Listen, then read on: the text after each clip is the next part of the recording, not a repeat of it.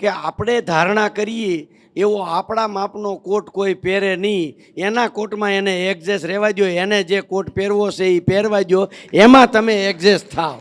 આપણે આવી કલ્પનાથી દુઃખી થતા હોઈએ પણ એનું કોઈ કારણ નથી.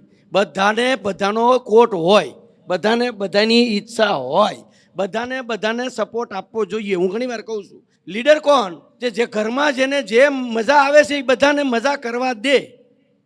આપણે મજા લેવાની હોતી નથી, એ કોઈ દી લીડર ન થઈ શકે. બીજાને મજા આપે, બીજાને સપોર્ટ આપે, બીજાને હેપી રાખે, બીજાને સુખી કરે, આનું નામ લીડર. ઘસકાવ્યા કરે એ નહીં. હેલો, એટલે એનો ભાવ એ છે કે આપણે આપણા કોટમાં એડજસ્ટ, બરાબર. એને અનુભવ સારો થયો. અને અમે જોઈન્ટ પરિવાર એટલે અમારે તો, હું તો છે ને બધાના માપના કપડાની ખરીદી કરું. ઘરમાં એક ક્વોલિટી તો હોય જ, એ સાઈઝ હોય, કોટ થઈ રહે એ પહેરી લે. આ ભાવ પ્રગટ કરવા અઘરા છે, તમે તૈયાર રાખજો. રાધાકૃષ્ણનું આપણે સન્માન કર્યું કે રાધાકૃષ્ણવાળા રડતા હતા. શું કામ રડતા હતા મને ખબર નથી, અને હરખથી રડતા હોય તો બહુ સારું, પણ તમને દુઃખી કરવાનું કોઈ કારણ નથી ને તમારે દુઃખી થવાનું પણ કોઈ કારણ નથી. ભગવાને તમને બે માણસને સારી રીતે જીવવા મોકલ્યા છે. મેં તમને આગળ કીધું હતું, તમે એવી અપેક્ષા નહીં રાખો કે મારે દીકરા દીકરી નથી. કાલે ઓલી બેને કીધું એમ ગાંડો આવ્યો હોય તો પ્રાર્થના કરવી પડે ને ભગવાનને. આની કરતાં તો તમે સુખી છો, તમે ટોપ જીવો, તમે હેપીથી જીવો, તમારે કોઈ તકલીફ નહીં પડે, તમે ઓય નહીં કરો, કોઈની પાસે માગવાય નહીં જાઓ, ભગવાન ઉપર ભરોસો રાખો. આ તપસ્યા છે, બે માણા ટેસ્ટથી જીવો. આ એનું સન્માન તમારે, અમે તમને હું કામ સન્માન કર્યું, તમને અહીંયા હું કામ લાવ્યા? અરે ભાઈ, આ બુંગીઓ વાગ્યો છે, સમાજ પણ નોંધ લે કે તમારો દીકરા છે ને એના છોકરા ભૂખ્યા રહે, તમે કોઈ દી ભૂખ્યા નહીં રહો. એટલે તમારે ગભરાવાનું નથી, સંકોચાવાનું નથી, શરમાવાનું નથી. તમે તો બહુ સારા પુણ્યશાળી છો. કેવી રીતે? એક દીકરો મોટો કરવો ને સારો, બહુ મોટી ભગવાને જવાબદારી આપી છે. આ નકર કપાતર પાક્યો હોય ને તો આપણે એળે જઈને હાથ પેઢી એળે જાય. તમારે તો ઈ તો ઉપાધિ નથી. અને આ બધા દીકરા છે એ તમારું ધ્યાન રાખશે. આપણી ભારતની સંસ્કૃતિ છે, વિદેશમાં દેશનો કાયદો છે, આપણી સંસ્કૃતિ આપણને બચાવે છે. અને વિદેશમાં કાયદો છે, જેને છોકરા ન હોય એને ગવર્મેન્ટ પૈસો ખર્ચો આપે છે. અને આપણી સંસ્કૃતિ છે, સમાજ આપે છે અને પ્રેમય કરે છે. એટલે તમારે અફસોસ કરવાની જરૂર નથી. તમારા ઉપર ભગવાને એટલી કૃપા કરી છે તો રાધા કૃષ્ણ કપલ તમાકુ ગુટકા તો ખાવું જ ન જોઈએ, નકર તમે મેરેય સુખી નથી થવાના. હાલો, તમને તમારે આ દુનિયાને નડીને તો ન જવાય, તમને પોતાને ન નડાય. એટલે રાધા કૃષ્ણને મારે આજે કાર્યક્રમ લંબાઈ જતો તો, નકર તમાકુ છોડે એનું જ અહીંયા સન્માન કરવું હતું. તમાકુ ખાતા હોય એનું સન્માન કરવાનું થતું નથી. પાપ લાગે ભલ લાગે. હાલો, પણ હવે જેટલા વધ્યા છો એટલા બાપના બોલથી, ભગવાનની સાક્ષીથી, ગંગાના કિનારે તમાકુ છોડીને જાજો, તો આ યાત્રા અમારી ફળી ગણા છે.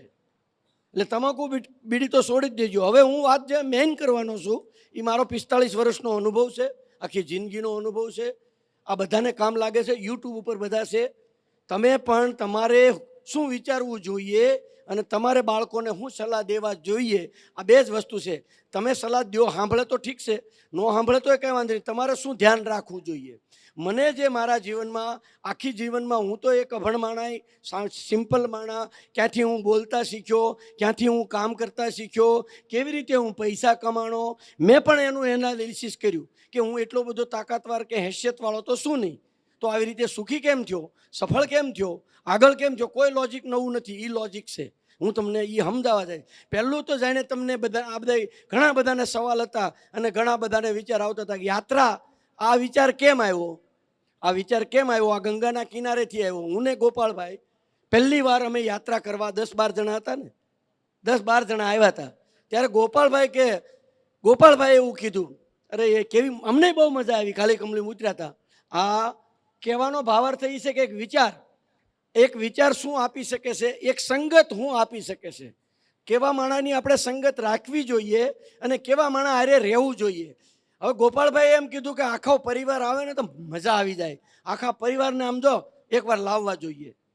મેં કીધું આપણે આખા પરિવારનો પ્લાન કરશું. અહીંથી ગયા 1-2 વર્ષ પછી આખો પરિવારને અમે લોકો લઈને આવ્યા હતા, અને જે મજા આવી ત્યારે પાછો સંકલ્પ. જો આ સંગતની વાત છે, આ વિચારોની વાત છે, આ ભાવનાની વાત છે. ક્યાંથી વિચારો જન્મે છે?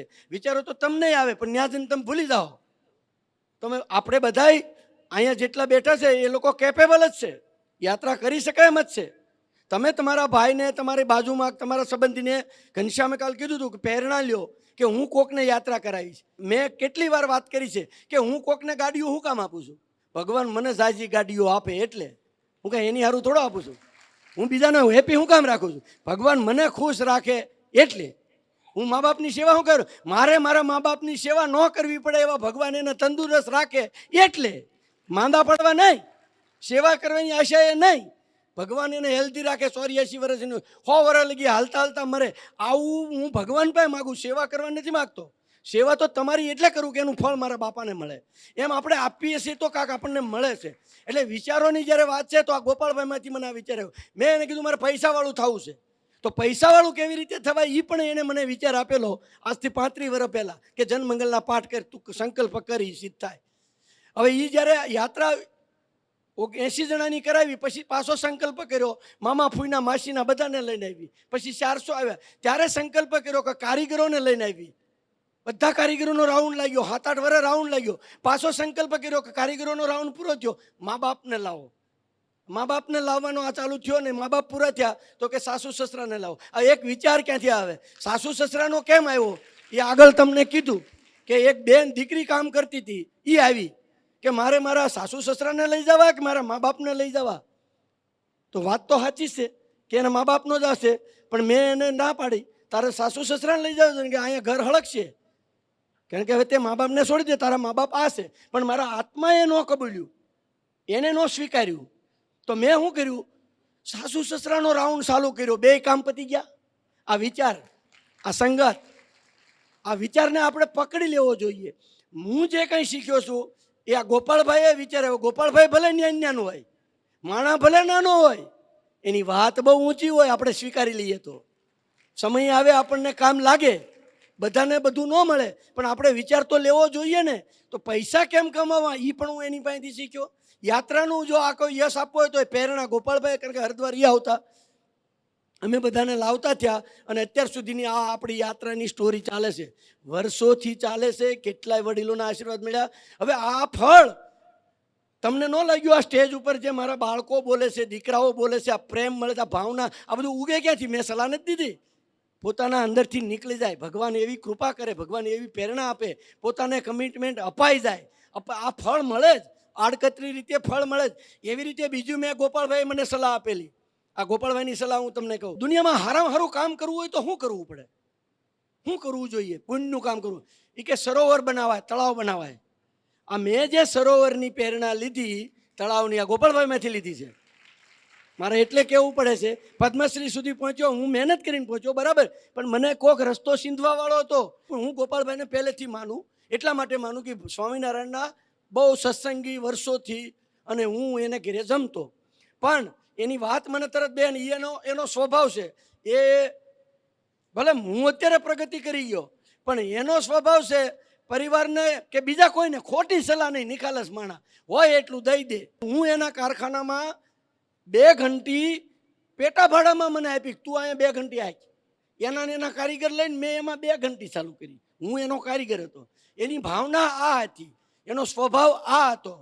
કહેવાનો મારો ભાવાર્થ છે કે હું એને માનું, એના શબ્દો એટલે મારા માટે મેં 2-3 જણની વાત જ જીવનમાં માની છે. એક ગોપાળભાઈ છે, ગોવિંદ કાકા છે, અને મંજી કાકા છે. ધંધો જે કંઈ શીખ્યો તો મંજી કાકા પાસેથી શીખ્યો.